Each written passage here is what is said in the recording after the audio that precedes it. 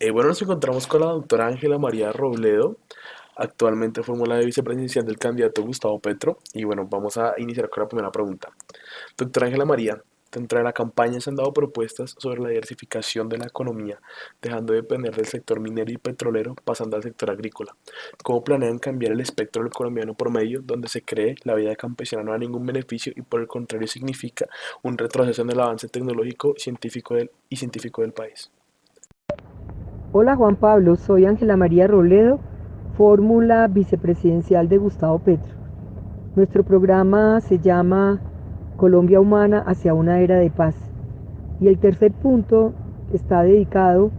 a lo que se llama desarrollar una economía productiva, una economía que implique administrar recursos como la tierra, el capital, el trabajo, las tecnologías, las energías, para producir vida digna, para producir lo que nuestros pueblos indígenas han llamado el buen vivir. En esa propuesta hay una premisa fundamental y es eh, generar modelos y estrategias que permitan la democratización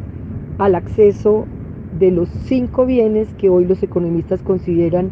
confluyen en las propuestas económicas, es decir, el acceso a la tierra, al capital, al trabajo, a las tecnologías y a las energías. La segunda premisa es que hay que producir crecimiento con redistribución. Lo dice el programa, no se trata de empobrecer a los ricos, sino de generar riqueza entre la población más pobre y vulnerable. Lo tercero es ampliar el concepto de trabajo, no solo a lo que tradicionalmente se enmarca dentro de la línea del contrato laboral entre empleadores y empleados, sino también considerar que eh, los recicladores, los vendedores ambulantes, las mujeres, las amas de casa, también producen riqueza y trabajo. Y un punto también muy importante tiene que ver con la creación de lo que hemos llamado las alianzas público-populares, de tal forma que asociaciones de pequeñas y medianas empresas o pequeños negocios con arreglos con el sector público puedan dar provisión a bienes y servicios. Y como dices tú en tu pregunta, la transición gradual de una economía monodependiente del petróleo eh, y en muchas oportunidades y en muchas ocasiones depredadora de la naturaleza y del agua a las energías limpias. Eh, Sobre la tierra, el espíritu es cumplir el anhelo de la revolución en marcha que desde el gobierno de López Pumarejo quedó plasmada y que Colombia no ha podido desarrollar porque tenemos uno de los países con mayor concentración de la riqueza en la tierra, uno de los países en el mundo con un índice de Gini cercano a 1, donde 1 es la desigualdad total. Según la misión rural, el Gini en el campo es de 0,89. Ahí estaría la respuesta para tu primera pregunta y la perspectiva que hay desde la apuesta económica en Colombia humana. Es claro que el colectivo uribista es el mayor rival que tienen dado que representan la mayor concentración de personas con ideales de derecha. En caso de efectivamente obtener una victoria en las elecciones, ¿cómo planean ser inclusivos con esta parte de la sociedad que no está de acuerdo con sus propuestas?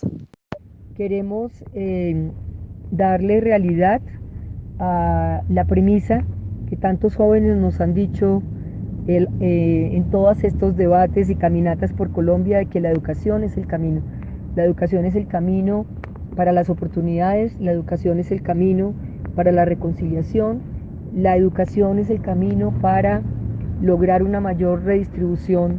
de la riqueza, pero es una educación y un sistema educativo que garantice la vida y la dignidad desde la gestación hasta la tumba, como bellamente lo decía García Márquez. La apuesta entonces es a una cobertura universal de la atención en primaria y la educación inicial, un fortalecimiento de la educación básica y media, reconociendo que hay avances, pero que hay que cerrar la enorme brecha entre las instituciones públicas y privadas y las regiones,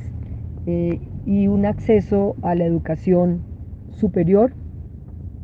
que empezaría con la profundización digamos, con una transición del grado 10º y 11º